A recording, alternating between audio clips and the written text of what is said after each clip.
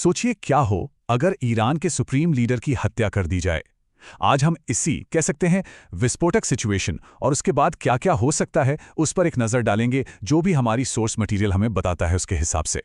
तो ये जो पूरा नैरेटिव है, इसकी शुरुआत ही एक बहुत सीरियस वार्निंग से होती है। खामेनेई की मौत की खबर के साथ ही ये तय हो जाता है कि दुनिया एक बहुत बड़े संकट में फंसने वाली है। बात कुछ यूं कही गई है कि दुनिया एक बार फिर तबाही के मुहाने पर आ खड़ी हुई है। तो चलिए सबसे पहले ये देखते हैं कि ईरान के अंदर इसका क्या असर हुआ।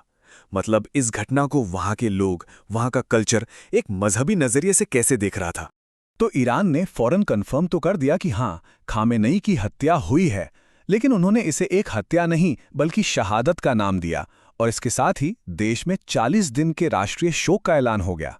अब देखिए, और हमलों का खतरा था, फिर भी हजारों लाखों की भीड़ सड़कों पर उतर आई। सिर्फ इतना ही नहीं, इस हमले में खामेनेई के परिवार के कुछ लोग भी मारे गए थे। और हाँ, एक तरफ ये सब चल रहा था और दूसरी तरफ पर्दे के पीछे नए सुप्रीम लीडर को चुनने की तैयारी भी फौरन शुरू हो चुकी थी। अच्छा, अब ईरान के इस रिएक्शन को समझने के लिए ना शहादत शब्द का मतलब समझना बहुत जरूरी है। देखिए, शिया इस्लाम में शहादत का मतलब सिर्फ मौत नहीं होता, ये एक बहुत बड़ा बलिदान है जुल्म के खिलाफ। हमारा सोर्स मटेरियल इसे करबला के उस तारीखी घटना से जोड़ता है जो इंसाफ के लिए लड़ने का सबसे बड़ा सिंबल है। तो इस तरह से खामेनेई की मौत को देखा जाए तो एक बहुत पावरफुल सिंबल, एक हथियार में बदल दिया गया। चलिए अब ईरान से चलते हैं अमेरिका। देखते हैं कि इस पूरी घटना पर प्रेसिडेंट ट्रंप का रिएक्शन कितना अलग था। और यहां पे जो कॉन्ट्रास्ट है ना, वो कमाल का है। मतलब दो प्रेसिडेंट्स का किसी बड़ी खबर को अनाउंस करने का तरीका जमीन आसमान का फर्क। याद होगा जब ओसामा बिन लादेन मारा गया था तो प्रेसिडेंट ओबामा ने व्हाइट हाउस से बाकायदा एक सीरियस एड्रेस दिया था। और अब यहां सोर्स के मुताबिक प्रेसिडेंट ट्रंप ये खबर कहां देते हैं? अपने मारला लागू क्लब में एक फंड रेजिंग पार्टी के बीचों बीच, जहां म्यूजिक चल रहा था, लोग नाच रहे थे। और ट्रंप का जो मैसेज था वो सिर्फ ये नहीं था कि हां हमने ये कर दिया है, नहीं, वो तो ईरान में एक तरह से सत्ता बदलने का सीधा बुलावा था।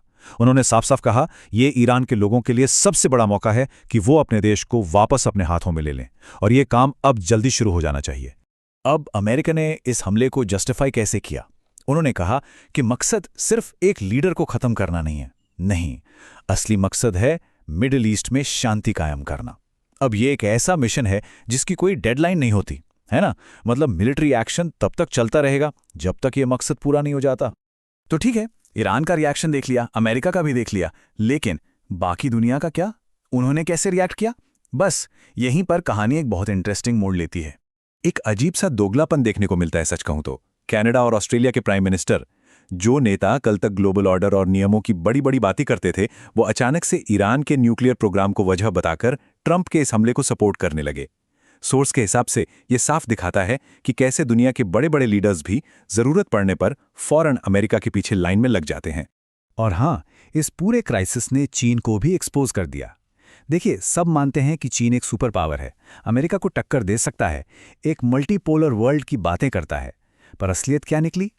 इस संकट में चीन बिल्कुल बेअसर और गायब ही नजर आया।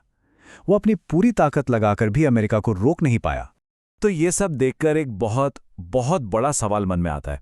सोचिए जरा, अगर अमेरिका दुनिया के किसी भी लीडर को इस तरह खत्म कर सकता है और बाकी देश या तो उसे सपोर्ट करते हैं या फिर चुपचाप देखते रहते हैं, तो फिर ये जो नेशनल सॉवरेनिटी या राष्ट्रीय संप्रभुता की हम बातें करते हैं, उसका मतलब क्या रह गया? कुछ भी नहीं।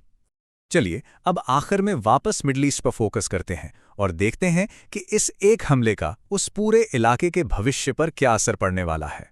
यहां अगर आप देखें तो एक पैटर्न सा नजर आता है। दशकों से इजराइल ने अमेरिका के सपोर्ट से एक एक करके अपने हर बड़े दुश्मन को, रीजनल दुश्मन को रास्ते से हटाया है।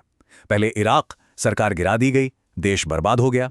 फिर लीबिया, लीडर को मार दिया, देश में आज तक अफरा तफरी है। सीरिया, सिविल वॉर में कमजोर कर दिया गया।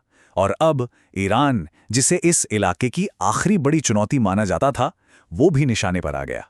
और यहां सोर्स एक और काफी चौंकाने वाला दावा करता है, वो ये कि सुन्नी अरब देश, खासतौर पर सऊदी अरब, दुनिया के सामने तो शांति और डिप्लोमेसी की बातें कर रहे थे, लेकिन पर्दे के पीछे वो अमेरिका को अपने शिया कॉम्पिटिटर ईरान पर हमला करने के लिए उकसा रहे थे।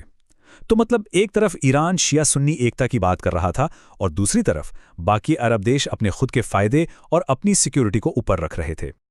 और इसका असर वो तो फौरन देखने को मिला। ईरान ने पलटवार किया और सिर्फ कतर पर 130 से ज्यादा मिसाइलें दाग दी। सोचिए, नतीजा पूरी दुनिया में फ्लाइट्स पर असर पड़ा, तेल की सप्लाई रुक गई। ये बस एक इशारा था कि इस रीजन में अब एक नए और खतरनाक दौर की शुरुआत हो चुकी है। तो ये जो पूरा एनालिसिस है, ये हमें कोई जवाब नहीं देता, बल्कि ये हमें एक बहुत बड़े सवाल के साथ छोड़ जाता है। खामेनेई चले गए, ठीक है, लेकिन जो सिस्टम उन्होंने बनाया था वो तो अभी भी वहीं का वहीं है। तो अब मिडिल ईस्ट का भविष्य क्या होगा? क्या वो सिस्टम टिक पाएगा? ये एक ऐसा सवाल है जिसका जवाब किसी के पास नहीं है और जो इस पूरे इलाके के फ्यूचर पर एक सवालिया निशान लगा देता है।